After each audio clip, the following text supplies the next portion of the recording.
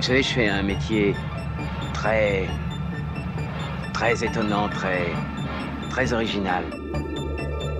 Code Rome X, des métiers pas comme les autres. Bonjour à tous, Code Rome X, vous nous écoutez en vraie radio, vous écoutez cette émission qui est consacrée aux métiers pas comme les autres, peu, mal, voire non répertoriés dans la nomenclature des professions. Mon invité d'aujourd'hui a de multiples facettes réunies en une seule pratique, à la manière des 7 couleurs d'un arc-en-ciel qu'un prisme transforme en une couleur unique.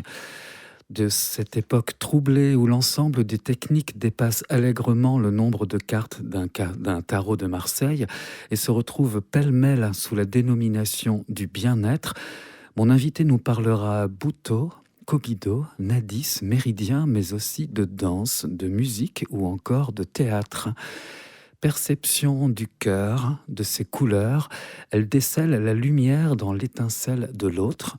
Beauté et empathie pourraient être la devise de cette éternelle étudiante, sans cesse à la recherche d'une esthétique de vie pour offrir une guidance et mieux encore, un bien mieux être. Je reçois aujourd'hui Abby et vous êtes guérisseuse. Bonjour Abby. Bonjour. Nous sommes accompagnés de Mila. Bonjour Mila. Bonjour. Abby, est-ce que cette courte description, vous vous reconnaissez dedans ? Oui, tout à fait. C'est une palette de couleurs qui me correspond tout à fait.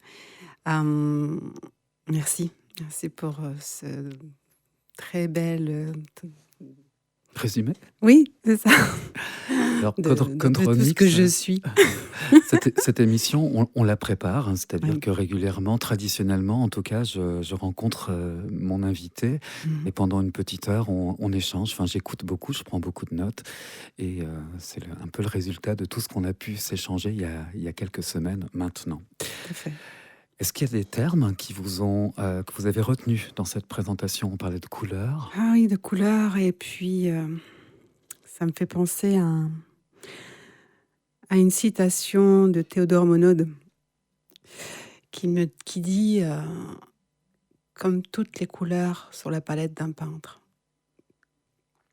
comme chaque instrument de musique dans un orchestre, chaque couleur, chaque instrument contribue à une contribution irremplaçable et qui lui est propre.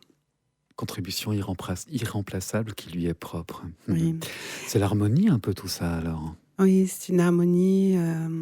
D'ailleurs, quand je travaille sur le corps en parlant d'harmonie, je compare souvent le corps à un instrument de musique que je viens réaccorder. C'est-à-dire que je travaille de manière intuitive et spontanée.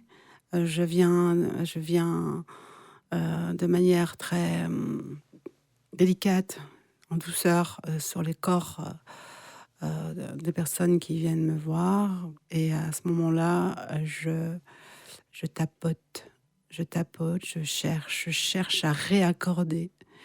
Donc je travaille évidemment, bien sûr, à côté sur les fascias, sur ce qu'on appelle aussi la mémoire cellulaire.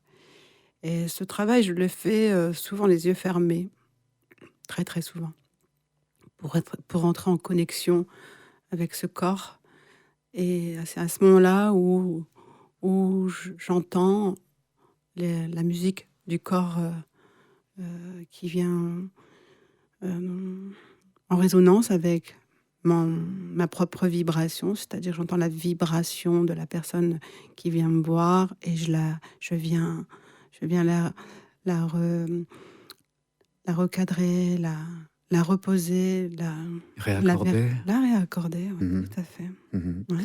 Il y a un grand sens de l'esthétisme. L'esthétisme, c'est quelque chose qui est très présent, votre rapport avec la beauté. Oui, tout à fait. J'ai commencé mes études par un CAP esthétique. J'ai toujours aimé la beauté. J'ai toujours, depuis ma plus tendre enfance, je voulais rendre les gens beaux. Je voyais à l'école, je regardais et les enfants de mon âge. Et j'avais qu'une envie, c'est de les recoiffer quand ils arrivaient à l'école, qui n'étaient pas coiffés ou qui étaient mal habillés. J'avais un besoin d'aider l'autre depuis mes 7-8 ans, quoi, déjà. Je m'en suis rendu compte que j'avais un besoin viscéral d'aider les autres. Et puis, j'ai fait des études qui n'ont rien à voir avec la beauté. J'ai fait des études de prothésie dentaire que j'ai arrêtées par rapport à ma grossesse. C'est-à-dire que je tombais enceinte assez jeune, à 21 ans. Et mon compagnon et moi, à ce moment-là, on a décidé de garder ma fille. Et puis, j'ai arrêté mes études et lui, il a continué les siennes. Et je me suis retrouvée dans un magasin Auchan, un grand magasin où j'ai été caissière pas très longtemps, quelques mois, 6 mois. Puis très vite, j'ai grandi dans le magasin et j'ai fait un FONGECIF. Et par le biais du FONGECIF, j'ai fait un CAP esthétique. Et de là, tout s'est enchaîné. L'esthétique, le corps. J'ai été passionnée par la beauté, mais la beauté intérieure aussi, très vite. Celle que vous percevez. Oui, tout à fait. Par le massage. Je me suis spécialisée dans le massage du monde. Donc je me suis formée à plein de techniques. Toujours à la recherche de comprendre le fonctionnement du corps, des muscles. C'était très dense.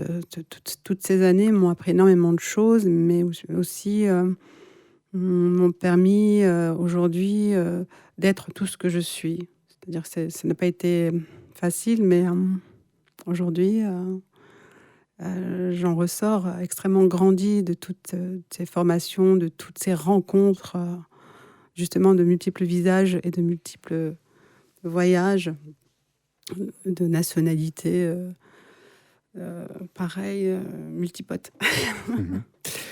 Je vous ai, avec votre accord, présenté comme guérisseuse, mais vous êtes issue d'une lignée de guérisseurs, guérisseuses. Alors guérisseur, guérisseuse, c'est un terme un peu commun. On connaissait les rebouteux dans les campagnes, mais qui eux aussi avaient une perception de l'autre. Comment ce serait quoi votre propre définition de guérisseur, guérisseuse? Eh bien, moi, on me nomme souvent magicienne. On dit que je suis une magicienne.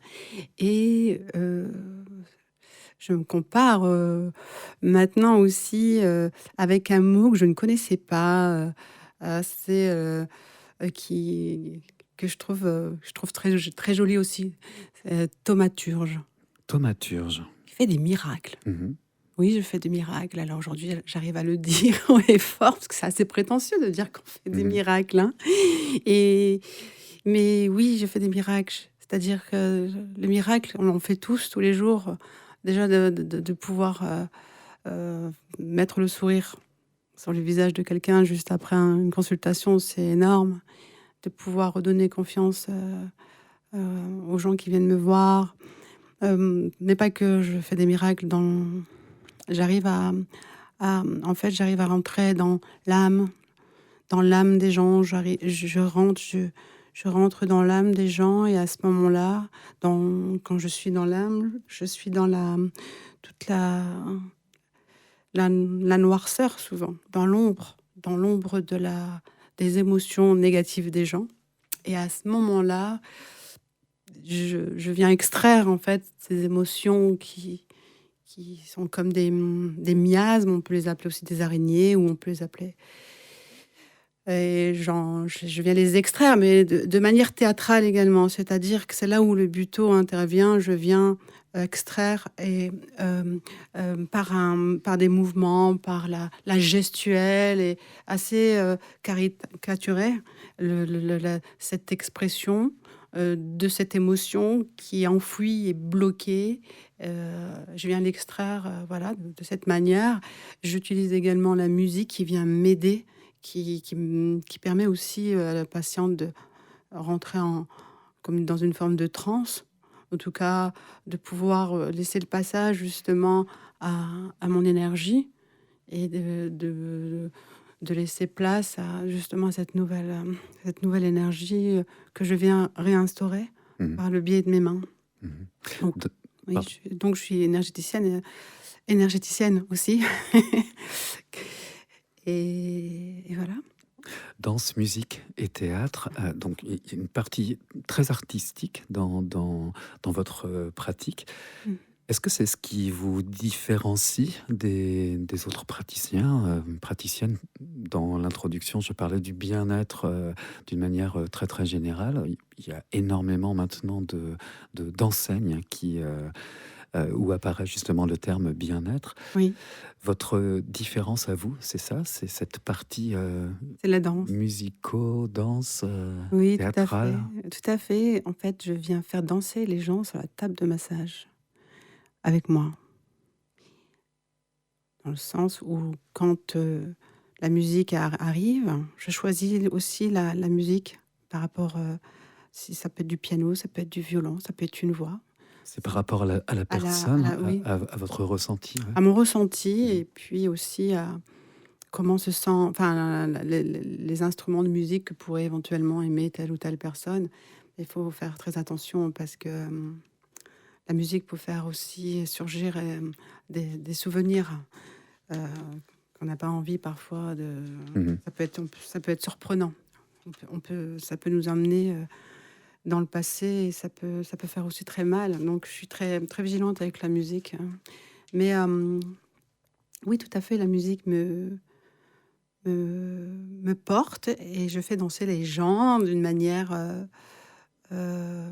fluide. Et je les emmène dans mon mouvement, que ce soit les jambes, que ce soit les bras. Je viens faire du piano. Je fais du piano sur les gens, je fais du tambour, je viens faire des étirements également qu'on pourrait comparer avec un violoncelle. Voilà. Votre maman était danseuse, votre papa était flûtiste, donc il y a un héritage également derrière tout ça. Oui, tout à fait. Ma mère dansait toujours à la maison. Ma mère et mes parents sont d'origine des Aurès, mais ma mère est d'origine aussi égyptienne. Et voilà, elle a une double culture et copte. Et chrétien, ce sont les chrétiens d'Égypte. Pour ceux qui ne connaissent pas, parce qu'on n'est pas très nombreux. Et mon papa faisait de la flûte traversière, effectivement. Donc j'ai des parents à la maison, c'était assez folklore, c'était assez gai les dimanches soirs et les week-ends. À la maison, c'était, même si on avait des problèmes d'argent, même s'il y avait des problèmes avec mes frères et sœurs, parce que je suis quand même la 9e d'une famille de 11 enfants, eh bien, l'espoir et la joie régnaient dans la maison. Et du coup, ça m'est resté. Je suis une personne assez résiliente et je vois toujours le positif dans tout. Rien n'est grave pour moi, même pas la mort. Parce que dans mon parcours, j'ai perdu un enfant, j'ai perdu ma fille aînée qui avait 20 ans. Et puis j'ai connu énormément de difficultés. Et je connais la difficulté, je connais la séparation, je connais la mort, je connais la maladie également. Et du coup, je parle en connaissance de cause. Je ne prends rien à la légère. Et en aidant les gens, justement, je me rends compte à quel point nous pouvons être différents par rapport à la douleur, par rapport à la tristesse. Enfin, voilà. On ne peut pas comparer une souffrance, une douleur, même si parfois elle est la même, comme perdre un enfant. Mais je sais une chose, c'est que j'ai la force et la capacité de pouvoir aider les autres à retrouver la joie, la force et l'énergie pour continuer sur leur chemin de vie. En fait, je guide. Je guide dans le mouvement, par le massage, mais je guide aussi dans du coaching que je fais intuitive. Voilà. Une guidance, donc. Oui, la mort, parce que vous l'avez connue, la mort, d'une manière personnelle. Oui, tout à fait. J'ai fait une EMI. J'avais 10 ans. Je me suis fait opérer des amygdales et j'ai fait une hémorragie. Et je suis partie dans ce fameux tunnel À ce moment-là, moi, quand je l'ai vu, ce tunnel, et quand je suis allée au bout de ce tunnel et que j'ai vu des êtres lumineux qui m'ont demandé de partir, gentiment, mais de repartir. Et donc, je suis revenue assez violemment dans mon corps et ça a été très violent pour moi, mais je n'ai pas eu les mots pour expliquer ça à mes parents quand je suis revenue. Donc, je suis restée avec comme un rêve éveillé, en fin de compte. Mais à ce moment-là, j'ai des perceptions qui me sont tombées dessus et j'ai pu capter énormément de choses dans d'autres choses, c'est-à-dire que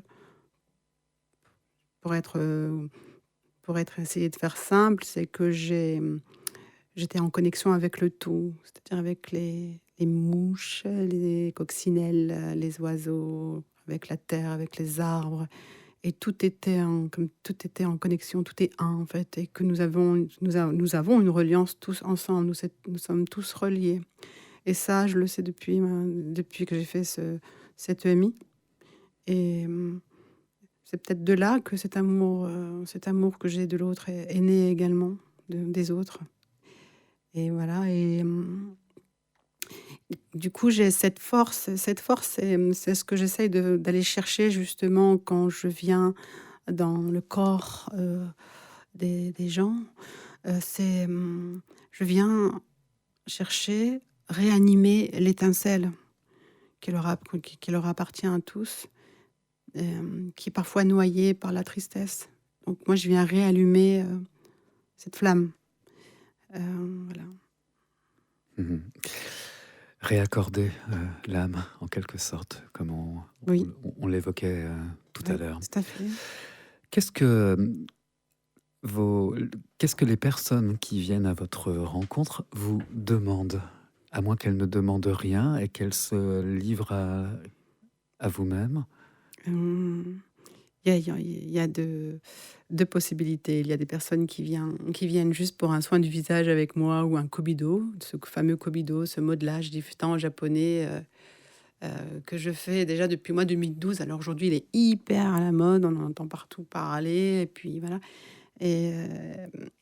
Et du coup, je fais ça avec beaucoup de passion, et je suis passionnée comme je suis passionnée du visage et de la beauté. Et alors, il y a ces personnes qui viennent juste pour faire des soins du visage avec moi, ou des lifts à cul. Donc, je travaille aussi avec des aiguilles parfois, ou avec mes doigts, avec des micro-aiguilles. Donc, je ne vais pas dans le derme, parce que c'est interdit. On peut pas, si on n'est pas médecin, on ne peut pas aller dans le derme. Donc voilà. Du coup, ça m'arrive de faire des liftings par l'acupuncture, parce que j'ai fait à côté 5 ans de médecine chinoise, parce que effectivement, comme vous disiez si bien tout à l'heure, L'éternelle étudiante. faut que j'apprenne, faut que je sache comment ça fonctionne, voilà. Et donc voilà, je fais le kobido, le lifting acupuncture, et puis il y a d'autres personnes qui viennent me voir pour justement ce don que j'ai de pouvoir lire dans les corps. Donc en fait, le corps me parle, et je raconte l'histoire à ceux qui veulent l'entendre, leur histoire du corps, c'est-à-dire le corps me raconte qu'est-ce qui va pas, qu'est-ce qui bloque, qu'est-ce qui fait mal, et pourquoi ça fait mal, et depuis quand, et qu'est-ce qui s'est passé. C'est-à-dire que j'ai des images qui me permettent de me connecter à l'âme et à la souffrance, aux blessures de chacun. Et à ce moment-là, je raconte l'histoire de la personne, et je lui dis ce qu'elle a besoin d'entendre, qu'elle sait déjà en général. Et du coup, je travaille de cette manière pour certaines de ces personnes, et je travaille également par photolangage. J'utilise ou des oracles, ou mon oracle que j'ai créé moi-même, ou des photos lambda. Et de là, il y a un fil rouge, comme on dit, et la communication, le dialogue commence. Et comme je suis médium aussi, je suis médium auditif, eh bien je rentre, la parole, dès qu'on parle, je rentre en connexion avec la personne, et les flashs arrivent, les images arrivent. Et du coup, j'essaye d'interpréter au mieux ce que je vois comme image. Mhm. Qu'est-ce qui m'apparaît. Et par rapport à ces images que je vois, j'en ai fait aussi une technique qui, par mes connaissances, parce que effectivement je suis curieuse, existe déjà depuis des années, un siècle même. Celle de Alexandre Jodorowsky, par exemple, ou Jacob Lévy Moreno, qui travaille sur le dramathérapie. Il travaille également sur la psychomagie. Et à ce moment-là, moi, pour aider mes consultants, je les amène par une symbolique ou par des actes et des rituels psychomagiques à se libérer de leur trauma, de leur souffrance. Ça peut être un bain, par exemple, à la mer, mais pas un bain traditionnel, c'est-à-dire on ne va pas juste nager. On rentre dans l'eau avec l'intention de se libérer de tout ce qui nous encombre, tout ce qui nous fait souffrir. Et on doit passer de l'eau, par exemple, 7 fois sur la tête. Et puis après que vous avez passé 7 fois l'eau sur la tête, vous vous retournez et vous partez. Vous quittez la plage. Ouais, sans regarder derrière. Sans regarder derrière. Parce qu'on laisse. On laisse derrière soi. Mhm. Voilà, c'est ça. Et j'ai plein d'outils de travail qui permet de travailler avec des résultats incroyables. Des résultats magiques, encore une fois, justement. Ou, je ne sais pas si on peut dire magique ou... C'est clair qu'à notre époque, le mot peut faire peur, voire sourire, mais la psychomagie existe. Oui, et c'est là où la magie, l'âme, agit. Et, oui, c'est passionnant. Et ce que j'aime dans mon travail, je vous dis, c'est vraiment de voir les gens reprendre le chemin de la vie, retrouver la force de continuer, de redonner un sens à leur vie, de changer de trajectoire parfois aussi. Je ne crois pas en la voyance.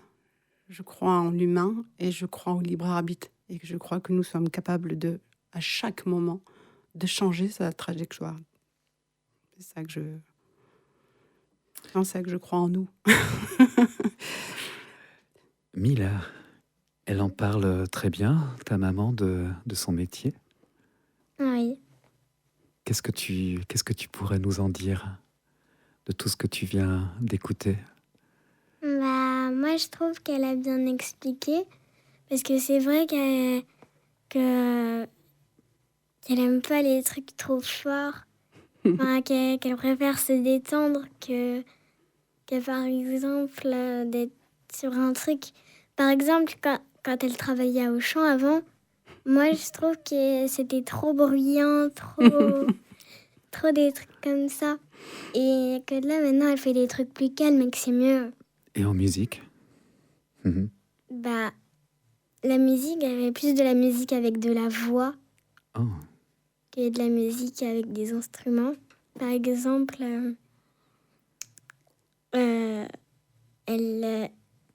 quand elle peut crier, ça fait quand même de la musique.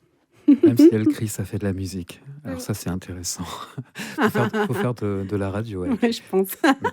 Avec plaisir, ouais. Bonne idée. Abby, on peut trouver toutes les infos qui vous concernent sur www.abi.fr. Abby, c'est Abiba, c'est un prénom qui veut dire l'amour et la bien-aimée. Oui, tout à fait. C'est ça. On peut également vous écrire sur abi@abi.fr. Merci beaucoup d'avoir accepté cet entretien pour Code Rom X. On vous souhaite une très bonne continuation dans votre métier. Et merci à vous. Merci infiniment. Merci à Mila de son témoignage sur sa maman. Code Rom X, vous pouvez retrouver également cette émission en podcast sur www.jadfm.fr. Merci à vous.